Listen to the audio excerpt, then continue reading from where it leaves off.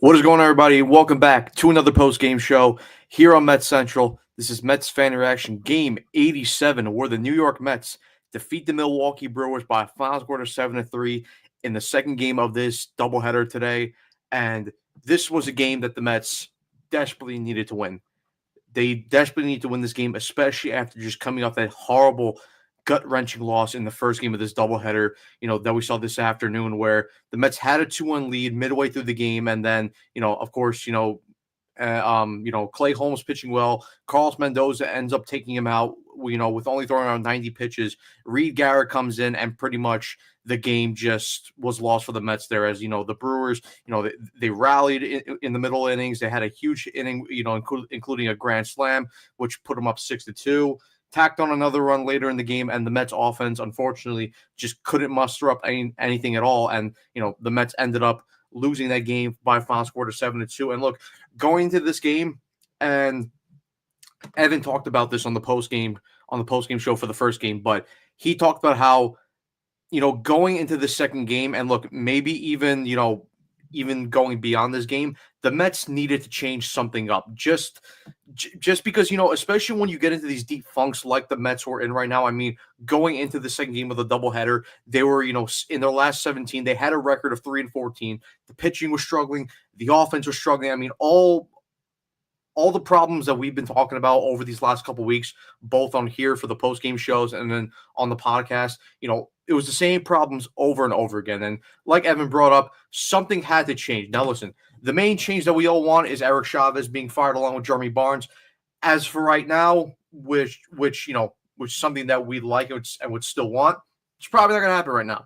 So if you're looking at other changes, one of the main changes that this team could have made right now, and this is something that we saw last year with Francisco Lindor moving into the leadoff spot in May, the Mets ended up doing something similar today. And, obviously we saw the switch, when the lineups first came out for the second game, but obviously we saw the switch, and it was and it was a small, simple switch, but it was, because it was putting Francisco Lindor in the 2-hole and then elevating Brandon Nimmo up to the leadoff spot. And look, for today's game, it worked. And it worked pretty well because, as you guys see in the title, the big reason why the Mets won this game is because both Nimmo and Lindor had huge offensive performances, which, got this team over the line and, made them win this baseball game. Because, I mean, look, when you look at the batters, when you look at the box score, right? Brandon Nimmo, 2 for 5. Of course, had that grand slam in the second inning, which, really got the Mets going in this game.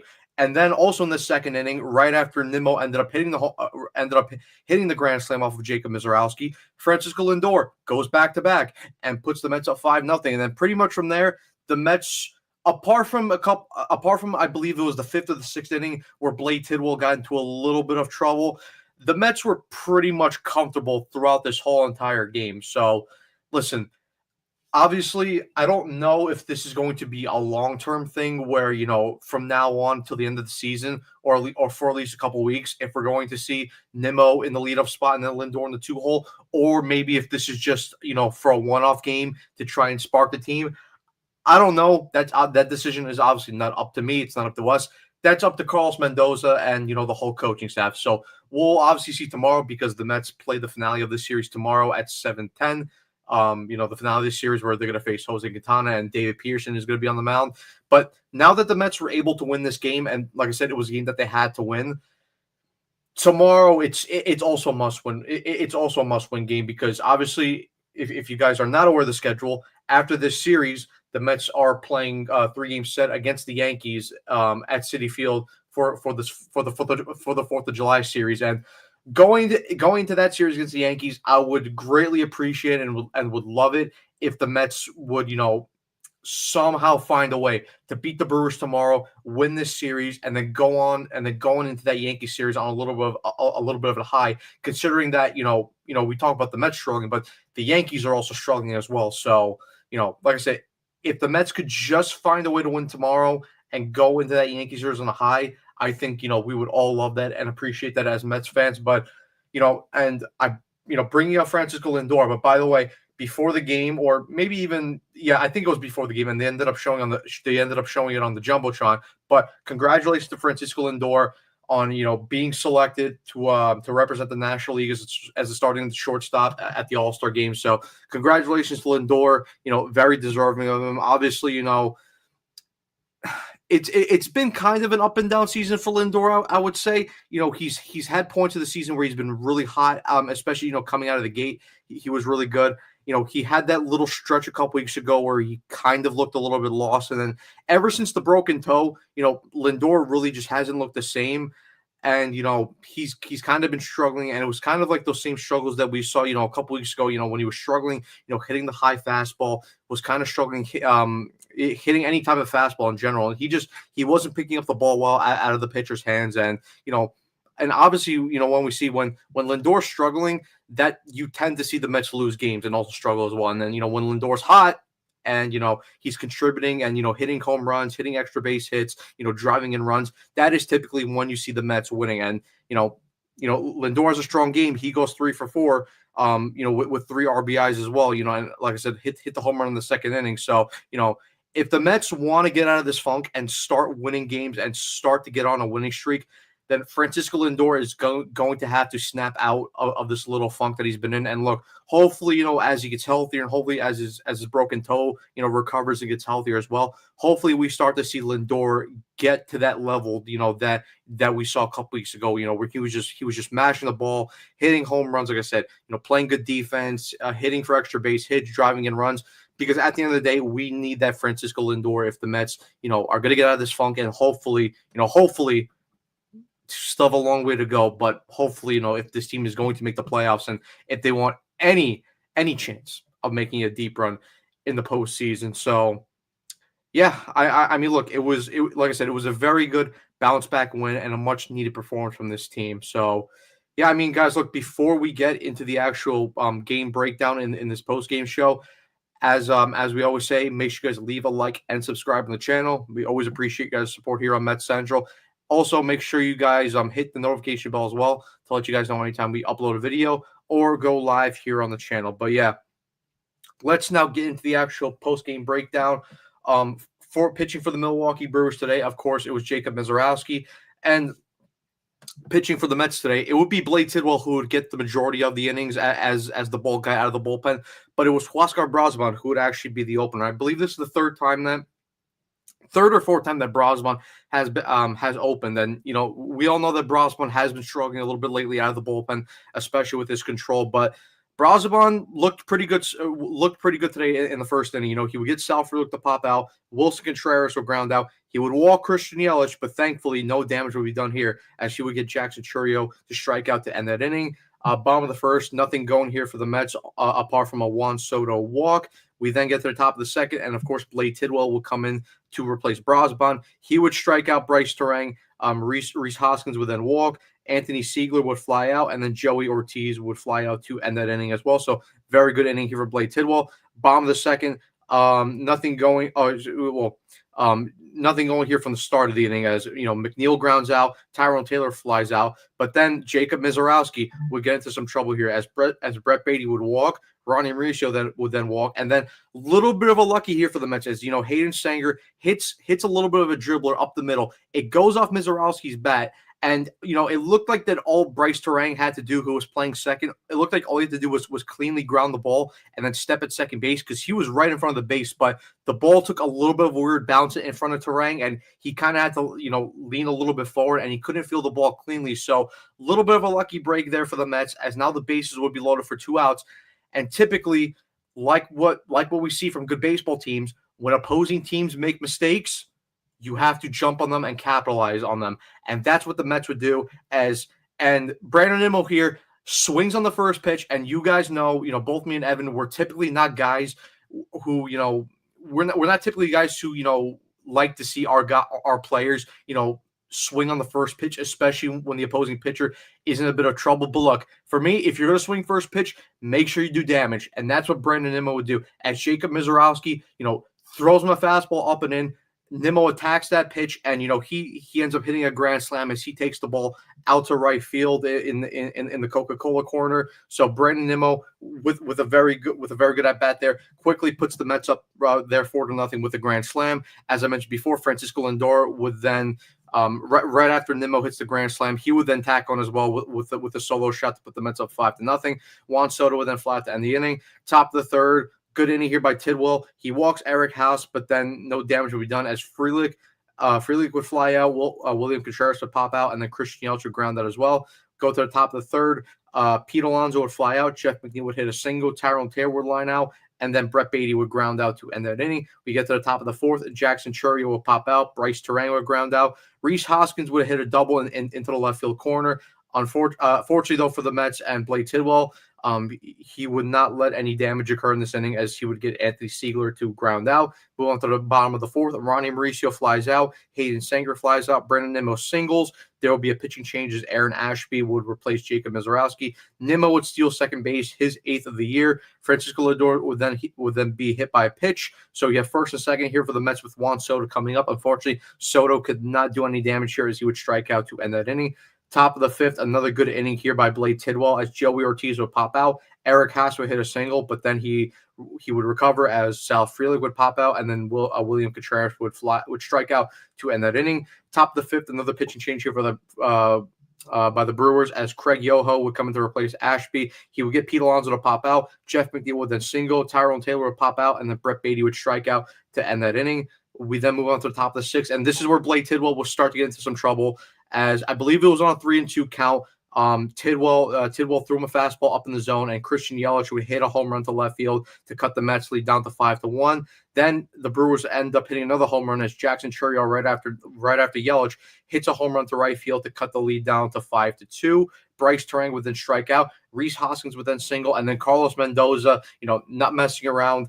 He had the quick hook here as, he would get Blake Tidwell out of the game and put in Dednell Nunez. Anthony Siegler would then hit a single, so now you have first and third with only one out, but thankfully Dednell Nunez was able to get out of it, but there will be one more run to come across. Joey Ortiz would ground out, so that brings another run to cut the lead down to 5-3, and then Eric Haas would strike out to end that inning. So good work by Nunez there to get out of that jam with only allowing the one run. We then move on to the bottom of the sixth. Ronnie Mauricio with a leadoff walk. Hayden Sanger would have a sacrifice bunt, so Ronnie Mauricio moves over to second base. There will be a pitching change. Jared Cohen replaces Craig Yoho. Brandon Nimmo ground out, but then, as I mentioned before, Francisco Lindor continuing on with the strong game. He would hit a single into right field. Into left field to bring Ronnie Mauricio home. So that extends the Mets lead to 6-3. Juan Soto would then hit a single. Another pitching change. Grant Anderson comes in for the Milwaukee Brewers, and he was able to get out of that jam as he would strike out Pete Alonso. We then move on to the top of the second. Richard Lovelady comes in to replace Dednell Nunez. He gets Sal Frelick to ground out. William Contreras lines out, and then Christian Yelich strikes out to end that inning. So very good inning there by Richard Lovelady. Bottom of the seventh, nothing going here for the Mets. We then go to the top of the eighth. Ryan Stanek would come in to replace Lovelady. He would give up a leadoff single to Jackson Chourio. Bryce Terang would strike out. Rhys Hoskins would then strike out. There'll be a pitch hitter as Caleb Durbin comes in to replace Anthony Siegler. Stanek ends up walking Caleb Durbin, and then Mendoza with another quick hook. He comes in to get Edwin Diaz to come in for Ryan Stanek. Hold on, give me a second, guys. I just lost the page. Okay, but there we go. So, yeah, as I said, Diaz comes in to replace Stanek. There'll be a pinch hitter as Jake Bauers will replace Joey Ortiz. But Edwin Diaz was able to escape that jam as he gets Jake Bauers to strike out looking. We then move on to the bottom of the eighth. Ronnie Mauricio flies out. Hayden Sanger walks. Brandon Yelich would fly out to center field. Then Francisco Lindor with a double to right field would drive in Travis Jankowski, who came into pinch run for Hayden Sanger after the walk. So that makes it 7-3 Mets. Juan Soto would then be intentionally walked, and then Pete Alonso would ground out to end that inning. We then move on to the top of the ninth. Edwin Diaz would stay in the game, and it will be a quick 1-2-3 inning for him as he'd get Isaac Collins and Sal Frelick to strike out, and then William Contreras would ground out to get out of the inning. So overall, like I mentioned, very good bounce back performing here by the Mets. Obviously, you got really good contributions here from the top of your order. As I mentioned before, Nimmo with a huge grand slam in the second inning, and then Lindor going 3 for 4 with 3 RBIs. Juan Soto even chipped in with a walk. 0 for 5 night for Pete. So his struggles kind of continue. His OPS right now is currently down at a 906 with 287 batting average. So you hope that Pete Alonso could kind of get back into a groove of what we saw earlier in the season.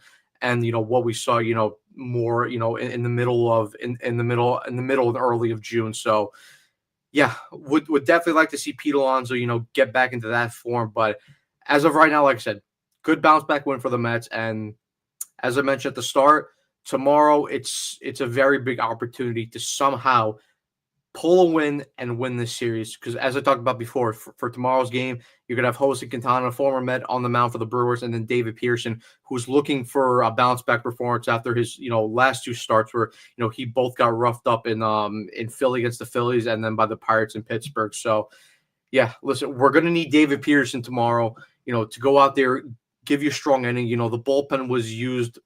I mean, the guys in the bullpen were definitely used a little bit, considering that that it was a doubleheader today. So definitely for Pearson tomorrow, you're definitely looking for him to give you some length.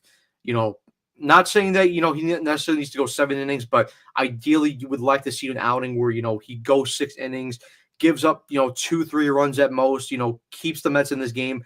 And you hope today, and then you hope tomorrow, that the offense is able to contribute again. With having another game where they score 7, maybe 8 runs. But we've talked about this before. But it was nice that the Mets were able to contribute in the second game today. But I really can't get too excited, because we've seen these games where the offense breaks out. They have these big games. They put up 7, 8, 9, 10 runs, and then the next game they follow it up with nothing. So listen. The offense needs to get into a groove. They need to find some consistency, where, they're putting up, a high amount of runs every single game. And, they need to take some pressure off this pitching staff, because, we've seen the injuries that have piled up. We've seen guys, that have been running to the ground this year. The Mets offense they need to take some responsibility, and they have to get going and take some pressure and just relieve these arms of just the high pressure volume innings that they're throwing right now. So listen, we'll see what happens tomorrow. But as I mentioned, going into this Yankee series, it would be very nice if the Mets could somehow go into that series with a series win over the Brewers. And also shout out to Blake Tidwell. He did a very good job today. Throwing the bulk innings out of the bullpen. Obviously, like I said, Braziban had a very nice first inning as the starter. So hopefully, you start to see Braziban kind of now get into a groove, and maybe, we see him get back into the form that we saw previously. But yeah, Tidwell, 4 1/3 innings, 5 hits, 3 earned runs allowed, 2 walks, 3 strikeouts. So yeah, listen, Tidwell is just doing what he was being brought up to do: eat innings and get results and keep the Mets in this game. And that's what he did today. Nunez, although he was a little bit shaky, was able to get through that inning. As I mentioned, Lovelady, strong inning. Stanek, shaky. But then, as I mentioned before, Diaz, with a very strong final out in that 8th inning, and then, a strong 9th inning as well to shut that game down. So yeah, I mean, that's going to be it. I mean, that's pretty much it for the actual post-game breakdown. Like I said, before we get out of here, I'm just going to go through you guys' comments, see what you guys have to say. Ray, what is going on? Nice win. Bottom of the order is still a problem. Absolutely. We need those guys. Well, listen, we need those guys to get going, but in reality, do we think they're going to get going? No. And listen, if this team is in a position where, they can buy at the deadline, bottom of the order definitely needs to be addressed, along, with a couple relievers and, even a starter or two. But, like I said, we're a month away from the trade deadline. And as of right now, with how this team has played, they just need to survive and get to that deadline. So, so they can bulk up and get some much needed reinforcements. Obviously, we're going to have Manaea coming back soon. He was supposed to pitch or at least it was anticipated that he was going to pitch in this series against the Yankees, but he's going to have one more rehab start. So hopefully after that rehab start, we see Manaea back in the rotation, because we need him desperately back in the rotation. Ray, again, I know Quintana is tough on lefties, but Mendoza cannot mess with the lineup that worked, and I know. Absolutely right, Ray. I mean, I understand it's a lefty, and like you said, Quintana's tough on lefties. I don't want to see Starling Marte in the 2-hole tomorrow or leading off. He should not be anywhere near the top of the order. Either keep Lindor or just keep Lindor and Nimmo as your 1 and 2. I don't care who leads off, who bats second. Those two better be the top 2 hitters tomorrow, along with Soto being the 3-hole and then Pete batting cleanup. those guys better be the top 4 in that lineup. Like I said, I don't care if it's NIMMO leading off or Lindor leading off. I don't care. Starling Marte cannot be in the top of that order. Two Cats, howdy Matt. What's going on, Two Cats? Nice win, but problem is every time they have somewhat of a decent offensive game, it basically resets everything and saves Chavez. Drive me crazy, and then go back to five terrible offensive ones in a row. And yeah, that's basically what I brought up before. It's like, that's why I can't get excited about this offensive performance, because, we've seen it. There's plenty of time this season where, where they have these games where they score 7, 8, 9, even 10 runs in a game, and then they go to the next game and then they're barely scratching across 2, 3 runs. So yeah, I want to get excited, but history and the actual results and the actual information shows me that this is not sustainable. And unless they turn it around, and listen, I hope they prove me wrong. I hope that tomorrow they go out and they pound Jose Quintana and they put up 6, 7, 8 runs. I hope they can do that. But as of right now, and for what I've seen throughout this whole season, I can't sit here confidently and say that they're going to do that. But hey, listen, prove me wrong. Prove me wrong, because I want to be wrong about this team. NPGZ, I'm not sure I've seen you before, so if not, welcome to the channel. Yeah, I mean, listen, like I always say for people who are new to the channel, anytime you feel that you want to contribute to the channel, always, go ahead and drop a comment. Drop a comment here. We're always going to go through and read them. So yeah, but yeah, I haven't seen you before, so welcome to the channel. Travis Jankowski hooping in 2025. Yup. Good to see Travis Jankowski, who was on that 2022 team, contribute to the 2025 Mets. NIMMO needs to stay either 1 or 2 in the lineup. Absolutely right. That's like what I was saying before. Can't have Marte tomorrow in the 1 or 2 hole. It's got to be NIMMO and Lindor 1 or 2. Like I said, I don't care who leads off and who bats second, but those two need to be 1 and 2 tomorrow. Two Cats again. Marte cannot be in the 2 spot. He's fine towards the bottom, and Vientos cannot be in the lineup, period. Over 20 since he's returned. Yeah, Vientos has not been good. He's not been good. And the Mets may potentially, have to look to trade him, because I don't know, with all these younger guys coming through the system, because, Beatty looks like he's getting more playing time over him. Mauricio is, getting more playing time over him. Maybe, maybe the best thing for Vientos is the Mets end up trading for him, and, he gets an opportunity elsewhere, because, listen, I was trying to be patient with Vientos, but, at the end of the day, this Mets team has tried to compete for a World Series, and you can't give out these, sympathy votes to the young guys. Listen, at the end of the day, if you're performing, you're going to play. If not, you're not going to play. That's just how it is. And like you said, over 20 since Vientos, if you're not going to contribute, then sorry, you're not going to be able to play, and you're not going to get much playing time. That's just how it is. Two Cats, they need to win the series tomorrow and have to beat the Yankees. They've been struggling terribly as well. No reason to not start getting hot again. Absolutely. And then finally, Two Cats again. Congrats to Tidwell on his first win. Thought this Tidwell-Mizorowski matchup was going to be an auto loss tonight. Yeah. That's what I thought as well. I'm like, looking at the matchup, I'm like, okay, maybe you can get something from Tidwell, but if this offense is going to, continue to give you these type of performances that we've seen throughout the, the last couple of weeks, then, I didn't have, any faith going to this game. But, listen, you have to at least give some credit to the offense, because, they were very patient against Mizorowski. They were working the count against him. They were making him throw a lot of, balls out of the zone. And, and then in the second inning, when Mizorowski started losing control, and he ends up, losing both Beatty and Mauricio on back-to-back walks, and then, you get that lucky hit from Sanger to load up the bases. As I said before, good teams, whenever, whenever the teams that you're facing makes a mistake, you have to capitalize. And that's what the Mets did with the NIMMO grand slam, and then, Lindor hitting the home run after the grand slam to put them up 5-0. So, listen, like I said, good performance from the offense today, but you need to see it carry over into the next game. And hopefully they do. Like I said, hopefully they win tomorrow, take a series, and then go into a high note against this series against the Yankees on 4th of July weekend, because that is going to, even though both teams are struggling, that's going to be a very fun weekend in the ballpark. Both fan bases are itching for it. So, yeah, we'll see what happens. But obviously, like I said, tomorrow, 7:10 start, finale of the series. David Pierce on the mound for the Mets. Former Met Jose Quintana on the mound for the Milwaukee Brewers. Let's see what happens. But anyway, guys, that's going to be it for me. Like I said before, hope you guys enjoyed the video, and make sure you guys leave a like and subscribe on the channel. We greatly appreciate your support here on the channel, and also make sure you guys hit the notification bell as well to let you guys know anytime we upload a video or live on the channel. Two Cats, great stream, Matt. See you around, brother. Absolutely, same to you. That's gonna be it from me, guys. See you guys later. Let's go, Mets.